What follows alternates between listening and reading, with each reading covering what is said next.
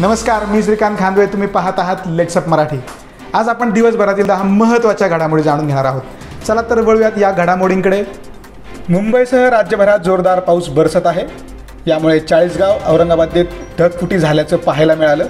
कन्नड घाटातील वाहतूक ठप्प असून अहमदनगरच्या शेवगावलाही पावसाचा तडाखा बसला आहे. भारतीय हवामान विभागानं आता नवीन अंदाज जारी केला आहे. त्यानुसार पालघर, ठाणे, नवी मुंबई, मुंबई, रायगड, नंदुरबार, धुळे, जळगाव आणि नाशिक येथे येत्या 24 तासामध्ये मुसळधार ते अतिमुसळधार पावसाची शक्यता वर्तवली गेली आहे. गेल्या 4-5 दिवसामध्ये कोरोनाची आकडेवारी वाढल्याचे दिसून येत आहे. त्यासोबतच राज्याच्या टास्क फोर्सने संभाव्य तिसऱ्या लाटेचा धोका वर्तविला आहे. याच पार्श्वभूमीवर नगर विकास मंत्री एकनाथ शिंदे यांनी जनतेला सतर्कतेचा इशारा दिला आहे. अधिकाऱ्यांवर होणारे हल्ले खपून घेतले जाणार नाहीत.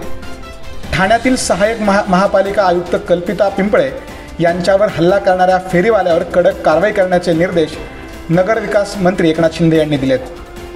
सर्वोच्च न्यायालयाच्या सरन्यायाधीशांनी एकाच वेळी 9 न्यायाधीशांना आज शपथ दिली. प्रथमच इतका मोठा शपथविधी सोहळा पार पडलाय. या 9 न्यायाधीशांमध्ये 3 महिला न्यायाधीशांचा समावेश आहे. हे सरकार कोणत्याही सणांविरुद्ध नाही तर कोरोनाच्या विरोधात आहे. कोरोना हा काही सरकारी कार्यक्रम नाही. कोरोनाला अटकाव घालण्यासाठी जगभरात जी शिस्त आणि नियम सांगितले आहेत त्याचे पालन करावेच लागेल. मुख्यमंत्री उद्धव ठाकरे. परिवहन मंत्री अनिल परब यांनी ईडीकडे मागितली 14 दिवसांची मुदत. मंत्री असल्याने कार्यक्रम आधीच ठरले आहेत, त्यामुळे चौकशीसाठी उपस्थित राहता येणार नसल्याचं कारण त्यांनी पुढे केलंय.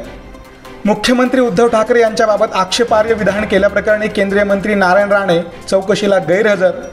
प्रकृतीचे कारण देत दिल्लीला झाले रवाना. पॅरालिम्पिकमध्ये भारत सुसाट. नेमबाज सिंहराज अधाननं जिंकलं कांस्यपदक. उंच उडीच्या स्पर्धेमध्ये मरियप्पन थंगावेलूने रौप्य तर शरद कुमारने कांस्यपदक पटकावले. IPLच्या 15व्या हंगामात आणखी 2 नवीन संघ खेळताना दिसणार. नव्या संघासाठी BCCIने काढलं टेंडर. यामधून BCCIला किमान 5,000 कोटी रुपयांचा नफा मिळणार असल्याचं समजतंय. या होत्या दिवसभरातील 10 महत्त्वाच्या घडामोडी. अशाच घडामोडी पाहण्यासाठी फॉलो करा लेट्स अप मराठीला. हा व्हिडिओ तुम्हाला आवडला असेल तर लाईक, कमेंट आणि शेअर करा.